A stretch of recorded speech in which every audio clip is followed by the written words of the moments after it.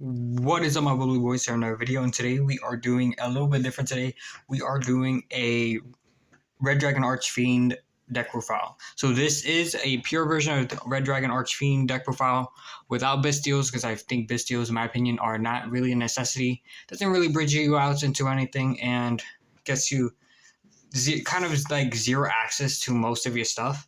And like you have to run cards like E2 to the Branded and Branded Beast, Branded Regained, which are not really good going second. So I just don't think running those and then seeing those cards in your hand going second is really that good.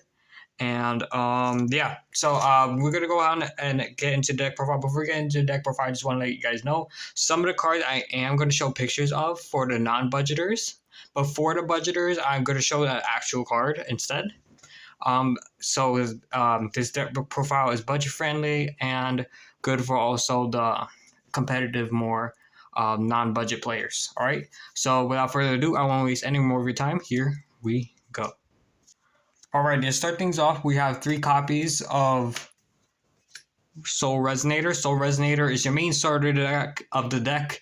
You always want to see this in your hand or some access to this in your hand. Really good. Climbs in. It's a 1-card combo basically, and just you want to have it at 3 copies. Max out your consistency of the deck. Next, 2 Crimson. I know you can run this at 3 if you want to, but I feel like starting off a Crimson doesn't really get you into anything. And like, let's say if you start off with a hand of Crimson and Soul, if you special summon Crimson, normal summon Soul, it doesn't really like get you to anything, any extra bodies or anything like that. Like I just don't really like the applications you could do with it. So like I only run it at 2 copies. If not, I would run it even at 1 copy if I really wanted to. But I think 2 is the best ratio, especially like if you could get access to like Crimson and then Bone Archfiend. This 2-card combo is really insane in this deck, so that's why I want at least 2 copies of it in this deck. I know if you guys want to see a combo tutorial, just subscribe. Make sure you're subscribed. Leave a comment down below if you want to see a combo tutorial and like the video, so that way I know you guys will be interested in that. All right, because I know there's a lot of lines you could do with this deck, so I know it could be complicated to start off playing this deck, especially for a beginner. So 2 Vision. You can play this at 3 if you want to. I run it at 2, and I think this is the correct ratio because it's not a starter on its own. You cannot. It's not like you can't. Like, let's say if you see this and like 4 non-engine, is not really doing anything for you at all. And as much as I would want to do it at 3, like it's just not the best thing you want to see in your starting hand. Unless you want to search it or summon it off of like Crimson. Next, this is a bit controversial, but I do run the 1 Synchron. Reason being that this is one of the worst cards you could see in your hand, but so good that you want to summon it from the deck with Crimson. But it's a very generic level 1. It's very good effect. Lets you grab a Resonator from your grave back to your hand. I do not run 2 for the reason being that I know you could like go ahead and use Red Rising effects. Because Red Rising, what you do, you target 2 level 1 Resonator monsters, which if you were to run 2 Synchron, both of them are in grave, you can summon them back. Reason I don't run that is not really... That effect is not really... what's the word for it? It's not like... You don't really see it often, if that makes sense. I don't really want to run extra 1 of this. Just that way I could resolve that effect of Red Rising. It's just not really efficient. I mean, it is efficient. Like, if you could resolve it, it's good. But you don't see it too often, and I don't want to have to run more bricks in the deck than I actually want to. But if you do choose to run Synchron, I do not blame you. Some of the effects are really good, and especially since you like recycle cards from your graveyard. Next, 3 copies of Bone. Bone is very good. It's a 1-card starter on its own. I don't care what anybody else says. It's a 1-card starter on its own. Basically, if you have him and 1 other card in your hand, you go ahead, activate Bone, send the card, and then summon itself. Then after that, you're gonna send the Vision to grave, and then after that, reduces levels to 3. or increase it to 5, whatever you choose. And then activate Vision, grab the Gaia, then go Gaia to grab the Soul. So it's a pretty good one card combo too. Really, really good card overall. One of the best cards in the deck. That's why this deck functions the way it does, and it's just very, very good for what the deck is trying to achieve. Next, we are running 3 copies of Dawnwalker. This can also be the Supay. Supay is my personal preference, but I didn't have access to it at the moment, so I'll post the pictures of the Supay. I think it's not Dawnwalker, it's something else. I forgot the name of it. But if you cannot get access to the Supay engine, or if you don't choose to do so, because I know Ascator is also really good because you can go into level 8s like Scarlight and go ahead and break your opponent's board going second and force out interruptions as well. So that's a reason that you could also play Ascator. And then the one Supay or Fire Ant, depending on what kind of build you're running. I'm just using this as an example, but you could go ahead and do whatever your personal preference is. My personal preference is the Supay package because you could get into level 6. So if your opponent stops you early with the hand traps, that's one way you can play through things. All right. This is supposed to be Oovloop, but I cannot find it. So if you do not have access to Oovloop, run the Wandering King Wildwind. But I would 100% rather play Oovloop.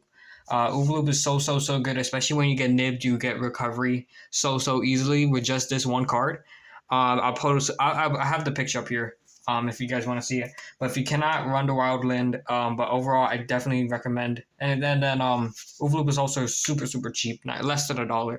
So I highly recommend you pick up the Oovloop because it's just that good, and it helps you extend. It helps you get into your supernova sometimes. It helps you again recover against nib and stuff like that.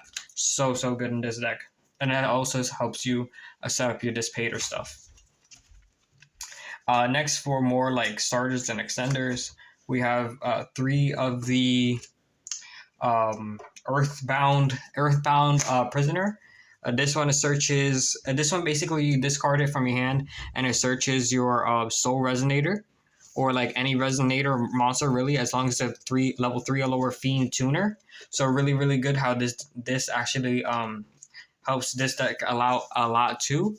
And especially when at some applications where you could actually summon this card if there's a card in the field zone. So if your opponent has a card in the field zone, you can summon this as level 5 too. So it gets you access to some pretty good cards as well. So really love this card in this deck, especially now. Actually pretty cheap, but if you cannot run it, I would definitely recommend running more like cantrips like Effect Veiler or something. Next, you're running 3 copies of Crimson Gaia. This is a starter on its own as well, 1 card combo. This one helps you get into your red zone. I specifically like searching red zone off of this because red zone is so good, especially when you get nibbed and you go ahead and banish your synchros from your grave, and then after you summon them back with red zone, and then you can also like pop cards with it as well if you control Red Dragon Archfiend or a card that mentions it.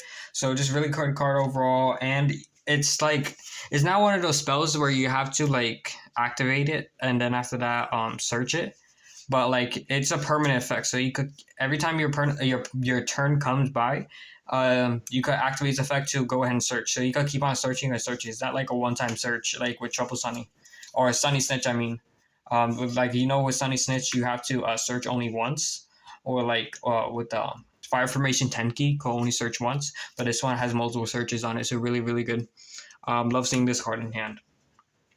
1 red zone. Red zone is really good, especially in this deck. Wouldn't want to run more because I don't want to see it too many. It's like a brick. It's like you don't want to see it. It's kind of like a Fleur de Lis. You don't want to see in your hand. You want to be able to search it. Next, more consistency cards. Resonator Call. I'm not too worried about Droll against this deck. I mean, you can play through Droll pretty easily. So that's why I don't really play cards to play against Droll and stuff like that. This deck can play through Droll pretty easily. So 3 Resonator Call. If you cannot afford Product of Prosperity, I think it's like a $5 card right now. You should be able to. But if you can't, if you don't have access to it, you can also run Extrav. But I'll put Product of Prosperity right over here on these 3 cards and show you that you can run Product of Prosperity as well. All right. So if you want to run Pot of Prosperity, you can, or if you can't, run Extrav. But I definitely recommend you run Pot of Prosperity once you are able to, because it's such a good card, way better than Extravagance.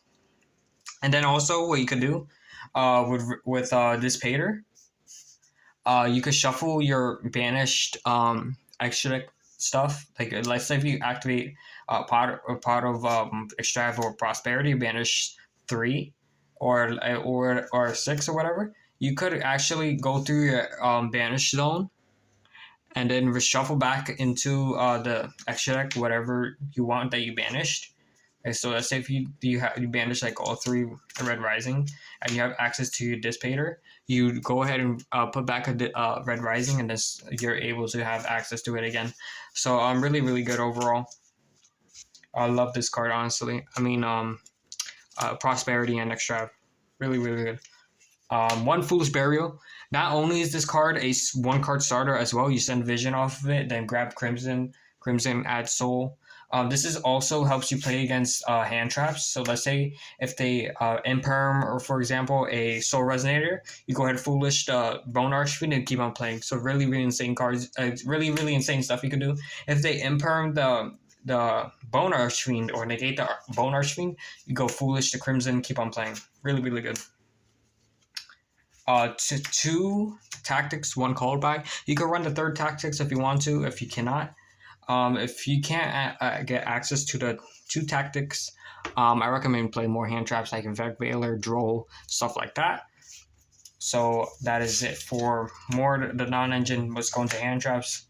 3 Ash, 1 Droll, 3 Imperm. You could do a combination to this. You could do like two Ash, 2 Droll, 3 Imperm. But I just chose to do this because Droll isn't good in all matchups, especially matchups like Labyrinth, Branded, stuff like that. So that's why I don't really like running Droll. I want to be able to have cards that are good in all matchups, and Ash and Imperm happen to be those cards.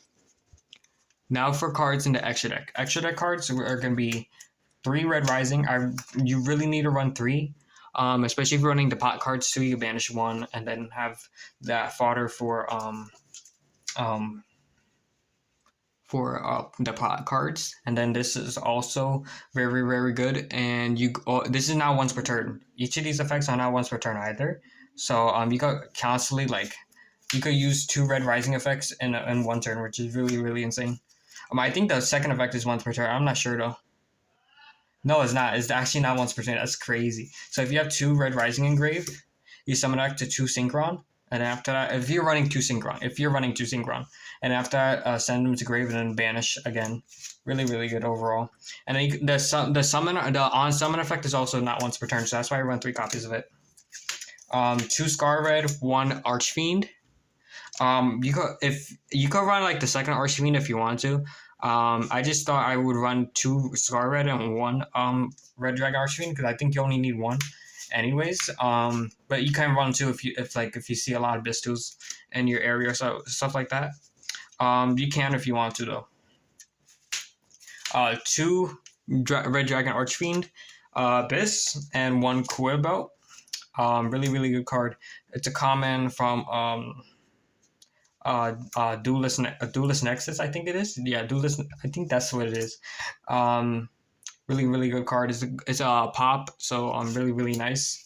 And then these are on field negates. So run these. These ratios actually really good overall. 1 Scarlight, 1 Hot Red Dragon Archfiend, a Bane, and 1 Dissipator. This is supposed to be Dissipator. I don't have access to it at the moment. Still has not arrived yet, unfortunately. This is really good for forcing out stuff and clearing your opponent's board. I would not cut this for the world. This is one of my favorite cards in the deck. Like, look how sick that looks, honestly. And then after that, this one helps you extend and then summon back. This helps you OTK too. This helps you summon back your Red Dragon Archfiend to grave. And then this one is so good for this deck. Helps you recover against Nib. Helps you, gives you extra interruptions for your opponent's turn. Just such an amazing card overall. Probably the least card I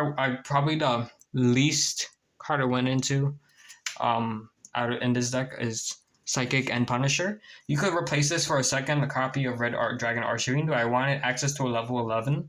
And as long as you don't get locked into Dark Dragon Synchros, you can summon this card. And it's actually a pretty good boss monster overall, and it's actually pretty good. But if you want to, I do not blame you for cutting this out for something else. You don't have to run that at all. And then one Supernova and one Hot Red Dragon King Calamity. For this build, you do not summon Calamity in your opponent's turn. No, we're not even going to be that type of player. Not because I don't want to be that type of player. It's just that I don't think it's efficient enough. And it's just, I don't, and it does win games, don't get me wrong. If you want to go down that path, you can.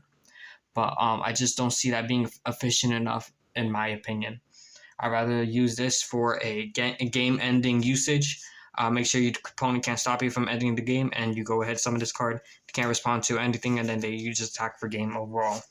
So that's it for today's deck profile. I hope you guys enjoyed today's video. Don't forget to like and subscribe if you haven't already. We're trying to reach 500 subscribers, so please consider doing that, and then we'll see you guys next time. Peace.